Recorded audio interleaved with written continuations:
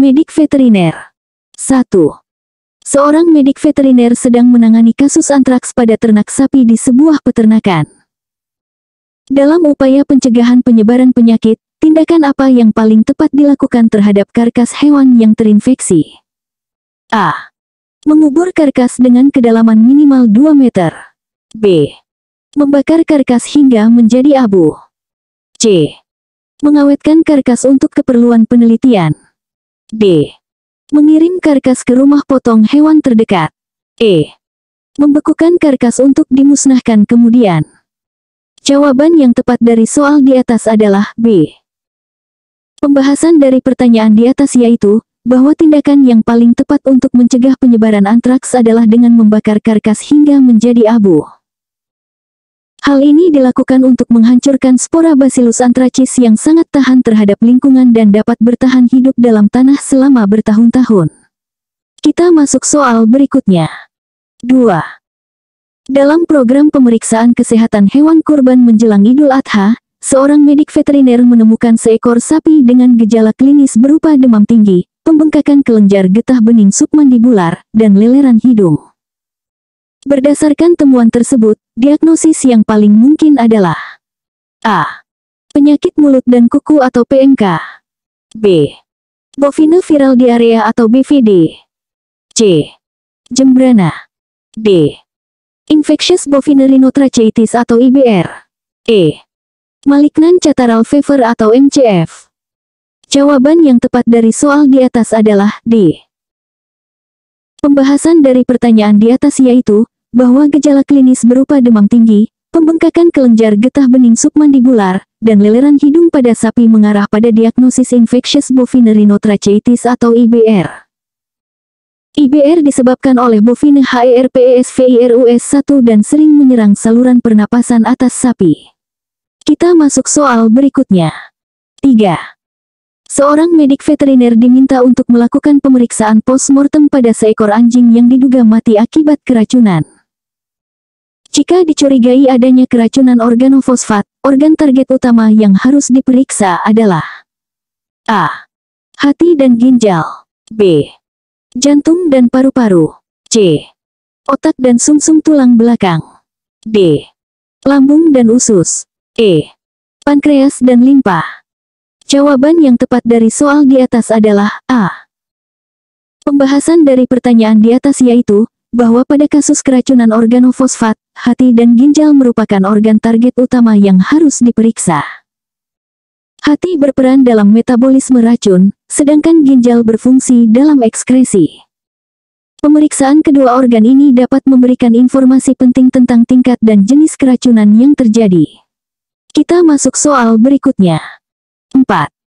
Dalam upaya pengendalian penyakit zoonosis, seorang medik veteriner melakukan surveillance rabies pada populasi kelelawar. Metode pengambilan sampel yang paling tepat untuk mendeteksi virus rabies pada kelelawar hidup adalah A. Swab oral. B. Biopsi otak. C. Darah vena. D. Cairan cerebrospinal. E. Urin. Jawaban yang tepat dari soal di atas adalah A. Pembahasan dari pertanyaan di atas yaitu, bahwa swab oral merupakan metode pengambilan sampel yang paling tepat untuk mendeteksi virus rabies pada kelelawar hidup. Metode ini non-invasif dan dapat mendeteksi virus yang diekskresi melalui air liur, tanpa harus membunuh atau melukai kelelawar tersebut. Kita masuk soal berikutnya. 5. Seorang medik veteriner sedang mengevaluasi program vaksinasi pada peternakan ayam petelur. Jika titer antibodi pasca vaksinasi Newcastle disease atau ND menunjukkan hasil yang sangat bervariasi dalam satu flock, faktor yang paling mungkin menyebabkan hal tersebut adalah A. Variasi genetik ayam. B. Kualitas pakan yang tidak konsisten. C. Manajemen vaksinasi yang kurang tepat. D. Infeksi sekunder oleh bakteri. E. Stres lingkungan. Jawaban yang tepat dari soal di atas adalah C. Pembahasan dari pertanyaan di atas yaitu, bahwa manajemen vaksinasi yang kurang tepat merupakan faktor yang paling mungkin menyebabkan variasi titer antibodi yang tinggi dalam satu flock. Hal ini dapat meliputi teknik aplikasi vaksin yang tidak konsisten, penyimpangan penyimpanan vaksin yang tidak sesuai, atau dosis vaksin yang tidak tepat. Kita masuk soal berikutnya. 6. Dalam investigasi kasus foodborne disease, seorang medik veteriner menemukan adanya kontaminasi Listeria monocytogenes pada produk susu pasteurisasi. Titik kritis yang paling mungkin terjadi kesalahan dalam proses produksi adalah A. Proses homogenisasi susu. B. Tahap pendinginan pasca pasteurisasi. C. Proses standarisasi lemak susu. D. Tahap pengemasan produk. E. Proses fermentasi atau untuk produk yogurt. Jawaban yang tepat dari soal di atas adalah B. Pembahasan dari pertanyaan di atas yaitu, bahwa tahap pendinginan pasca pasteurisasi merupakan titik kritis yang paling mungkin terjadi kontaminasi Listeria monocytogenes. Bakteri ini bersifat psikrofilik dan dapat tumbuh pada suhu rendah. Jika proses pendinginan tidak dilakukan dengan cepat dan benar, bakteri yang mungkin bertahan dari proses pasteurisasi atau kontaminasi lingkungan dapat berkembang biak. Kita masuk soal berikutnya. 7.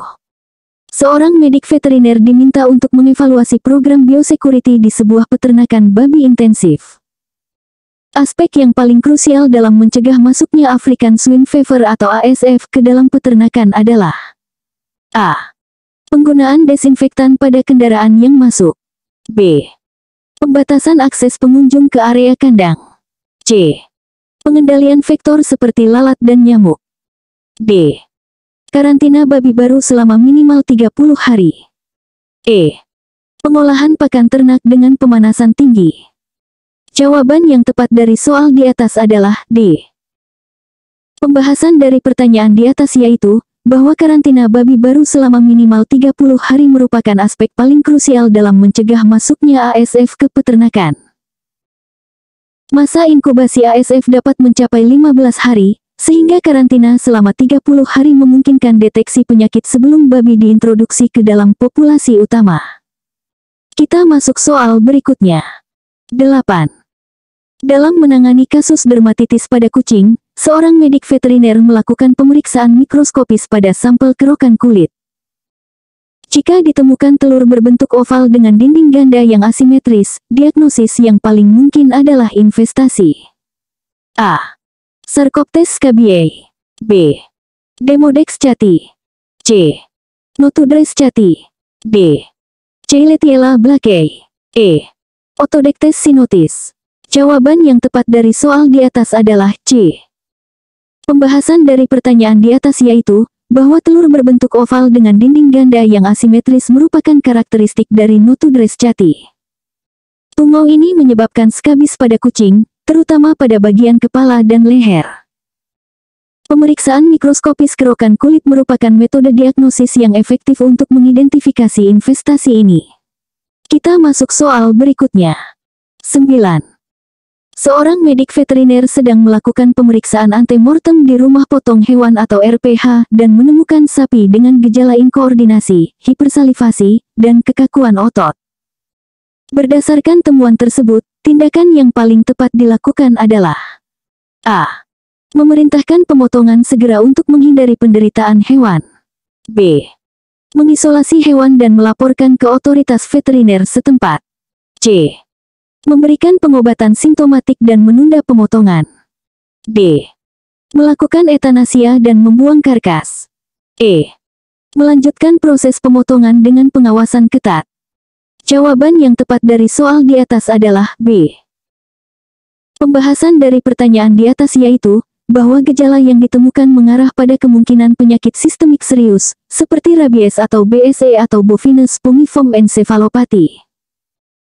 Tindakan yang paling tepat adalah mengisolasi hewan dan melaporkan ke otoritas veteriner setempat untuk investigasi lebih lanjut. Hal ini penting untuk mencegah penyebaran penyakit dan melindungi kesehatan masyarakat. Kita masuk soal berikutnya. 10. Dalam program pengendalian reproduksi sapi perah, seorang medik veteriner menggunakan metode sinkronisasi estrus dengan protokol OFSING. Jika injeksi prostaglandin F2 alfa diberikan pada hari ke-7, waktu yang paling tepat untuk melakukan inseminasi buatan adalah A. 12 jam setelah injeksi prostaglandin F2 alfa. B. 24 jam setelah injeksi prostaglandin F2 alfa. C. 48 jam setelah injeksi prostaglandin F2 alfa. D. 72 jam setelah injeksi prostaglandin F2 alfa. E. 96 jam setelah injeksi prostaglandin F2 alfa. Jawaban yang tepat dari soal di atas adalah D. Pembahasan dari pertanyaan di atas yaitu, bahwa dalam protokol OFSING, inseminasi buatan paling tepat dilakukan 72 jam setelah injeksi prostaglandin F2 alfa atau alfa. Pada waktu ini, ovulasi diperkirakan terjadi dan merupakan saat optimal untuk memaksimalkan keberhasilan fertilisasi. Protokol ini dirancang untuk mengoptimalkan waktu inseminasi dengan sinkronisasi puncak fertilitas. Kita masuk soal berikutnya.